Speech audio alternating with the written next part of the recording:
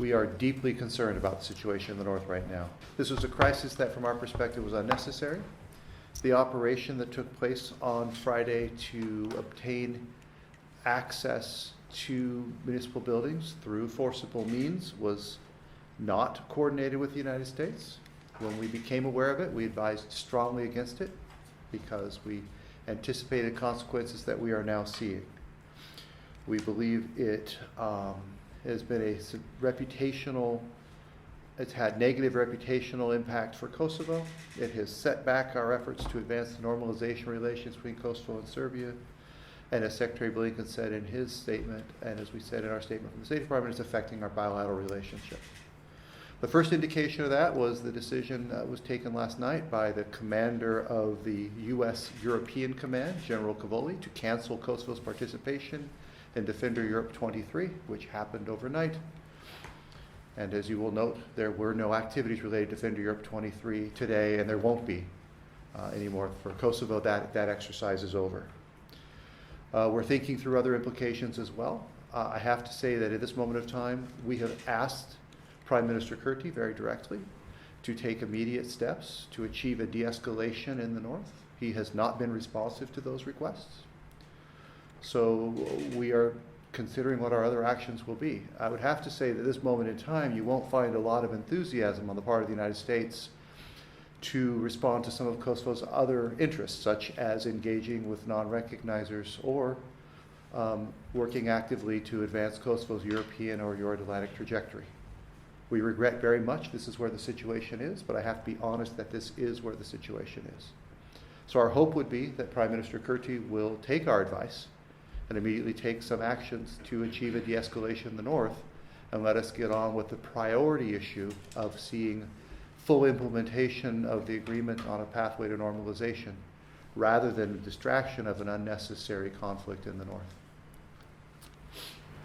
And with that, I will take questions.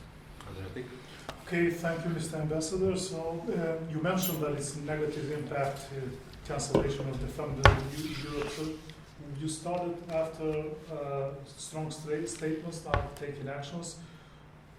How much will there be time to wait for Prime Minister Kurti to respond to your request? We think this is a really urgent situation. A comparison I was making is it's like having a house on fire. You need to put out the fire. So I don't think you're going to see an awful lot of patience on the part of the United States with regard to our expectations that the government take action now to de-escalate the situation in the north.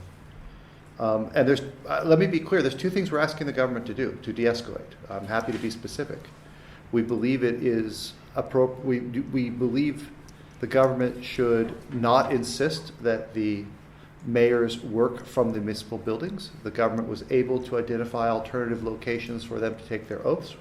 We cannot understand why it cannot use those same alternative locations or other public buildings for them to carry out their functions, which are administrative functions. We are on the record that these mayors have an important role to play with regard to administration, but this is not a normal arrangement, and they do not have a strong mandate from their electorate to do large initiatives. So we don't understand why there's an insistence on them working from municipal buildings. And then we believe that the presence of the Kosovo police, which was obtained through force, is incredibly challenging. And so we have asked the government to withdraw the Kosovo police from the 3 municipal buildings. We think that would de-escalate. If KFOR takes over, if KFOR troops and armored vehicles are deployed, is there a scenario of a martial law or some pre-2008 scenario to take over control in the field? I don't usually like to answer hypothetical questions. So what you're describing isn't happening right now. KFOR has an important role to play, but its mission is freedom of movement and safe and secure environment, and that's what General Ristuccia and his team are focused on. And let me take this opportunity to express to you what I expressed in a tweet yesterday, which is our condolences to the injured KFOR personnel, but also our deep frustration with what happened there, this attack on peacekeepers who are there to maintain the peace. So We are looking to KFOR to fulfill its mission to ensure a safe and secure environment and facilitate freedom of movement. That's what we're looking for them to do. We're looking to the government of Kosovo to take immediate actions to de-escalate the situation in the north. Okay. So does Serbia's decision to pose forces on the border to, in full state of combat readiness, pose a threat to Kosovo? Well, it's never a good sign when neighboring countries that have a tense relationship mobilize their forces. But I would say at this moment in time, what we're concerned about are the actions taken by the government of Kosovo that have created this crisis atmosphere in the north, and that's what we're asking to be addressed. Prime Minister Kurti said just yesterday, that he has a good cooperation, I'm quoting him, good cooperation with you regarding over north. Is this a fair statement by him? I'm going to let my opening statement speak for itself, and what I said, I think I addressed that fairly clearly. Can I amend just shortly, because you met President Osmani also. Is she part of the policy of the government? Are they working as a team? I mean, you met her. So I don't know if it's appropriate for me to talk about the dynamics within the institutions of the government of Kosovo. What I would note is that President Osmani has emphasized consistently the importance that she attaches to full and close coordination and cooperation with the international community, with particular focus on the United States. I believe that to be something she takes very seriously. Okay. Well, sir, you said that you asked government to withdraw special police forces from the municipalities. Can I correct that? I didn't say that. What I said is to withdraw the Kosovo police from the 3 municipal buildings. That's what I said. Okay, sorry. So, is there, since there is also U.S. KFOR negotiating with the police there, the municipalities, are there any signs that the police will withdraw? Are there any indications? I am not aware right now of a decision made at the political level for withdrawal of the Kosovo police from the 3 municipal buildings. 25 soldiers were wounded yesterday. We've had KFOR soldiers that died as well in the past. Neither of these deaths or injuries in the past have had any accountability. Nobody was ever found, nobody was ever jailed. Are you going to allow the wounding of the soldiers last night, including US soldiers, to go on unaccounted for? Are you investigating the wounding of US soldiers? Are you making a question, or are you making a statement to me? Are you going to investigate the wounding of US soldiers that happened? So first of all, your facts are incorrect. There were no U.S. soldiers wounded yesterday that I'm aware of. Okay. We take very seriously when peacekeepers, and really there should be no distinction between U.S. soldiers and any other type of soldiers. NATO soldiers are NATO soldiers. And we as an alliance treasure and value each of them without regard to nationality. We are deeply distraught and concerned by the actions that took place that resulted in the wounding, in some cases serious wounding of these soldiers. I condemned it yesterday, as did all my colleagues, I believe. But that does not negate the fact that the reason the soldiers were there, needing to keep the peace in that scenario, was because of the decision taken by Prime Minister Kurti to seek to obtain access to these 3 municipal buildings through forcible means. And that's the thing that needs to be addressed with regard to a de-escalation, which is what we are asking take place. And Ambassador, do we have a concrete roadmap how to normalize the situation in the north, having into consideration not only the latest events, but also the people that left their jobs after, in autumn, police, judiciary, and why are we seeing putting the blame only to the Kosovo side? Again, as I said, using the analogy, if the house is on fire, you need to put out the fire before you can work on, renovating the kitchen or whatever else you need to do. So right now, the urgent thing is to de-escalate the situation in the north. Longer term, we do have a roadmap. It's called the agreement on the pathway to normalization relations between Kosovo and Serbia, and the United States government has been I think, quite explicit in our expectation that both parties implement fully all of the commitments they have made in that agreement. That does resolve the situation in the north as well, and that's one of the reasons why, as well, we look to the government of Kosovo to move urgently forward with the process of negotiating the association, which would be the means to help address many of the issues that have come up in the north.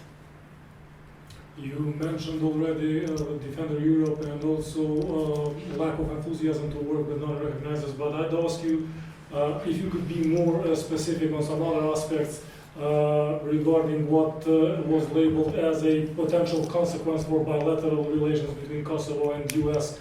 What other consequences might there be short term if the situation does not change?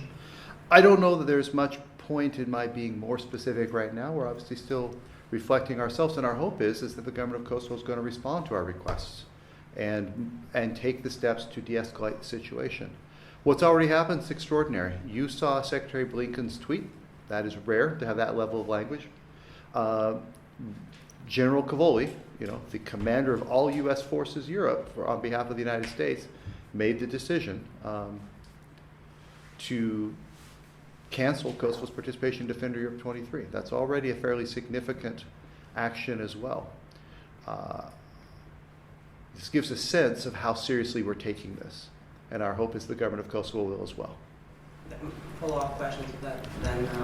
Are they really realizing how serious the situation is after the tweet of Secretary Blinken, after the calls that we had from Quint, and yet yesterday we could see what we saw? The situation is changing on the ground.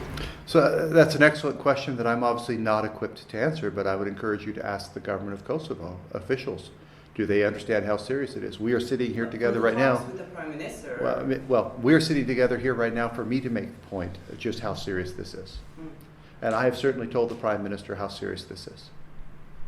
Last fall, I remember U.S. Embassy informed a couple of ministers of Kosovo not to visit United States because of the barricades.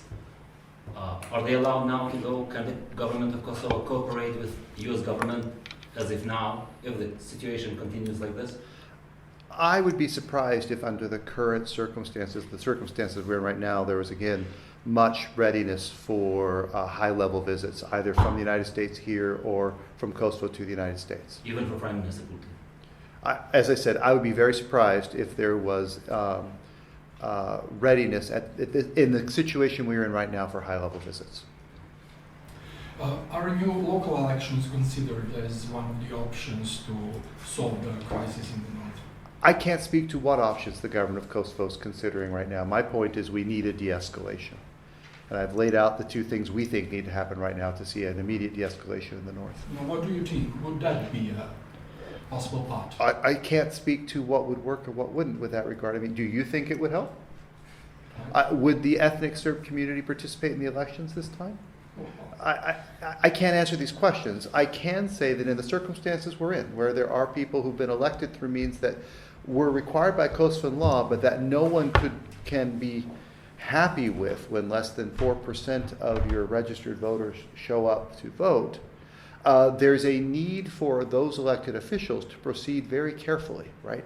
To accept that they do not have a large political mandate to effect change, and to focus on, as we've said publicly a number of times, kind of the technical or administrative work of administering, while we seek to establish conditions for a different political environment which would result in different political representation.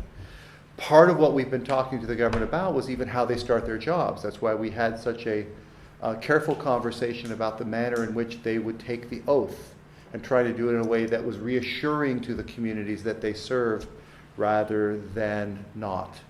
And that's part of the reason why our reaction was so strong to what happened on Friday, because that is certainly not how any of these mayors should begin their mandate, by getting access to municipal office only through the police using forcible means to obtain entry. That is not what we had envisioned or recommended. My next question is not concerning this crisis in particular, but wider than this. We are doing a study on disinformation in the Western Balkans, where we are finding that Kremlin disinformation campaigns and narratives are reaching Albanian media in Kosovo, Serbian media in Kosovo, social media here, influencing the public opinion in Kosovo. Are you finding any such basically information, or do your findings show towards that in the last months? I'm not sure I'm in a position to answer that question with a lot of specificity. What I would say is, I think throughout the region we are concerned about the phenomenon of disinformation. That concern is not limited to the Western Balkans. This happens elsewhere as well. But it is no secret that Russia under Putin engages in disinformation operations and activities, and that they are sophisticated and capable. And it is not surprising that some of these false narratives that Russia has put out to advance its strategic interests get some resonance in parts of the Western Balkans. But I don't have much more beyond that with regard to specifics. We do have at the Department of State a global engagement center, now headed by Jamie Rubin, who's likely known to all of you, that takes very seriously this set of issues. And you know, I know that he and the Global Engagement Center are looking very carefully at the question of disinformation, both in this region and others. So with that, I think I have exhausted the time I was able to allot. Thank you very much.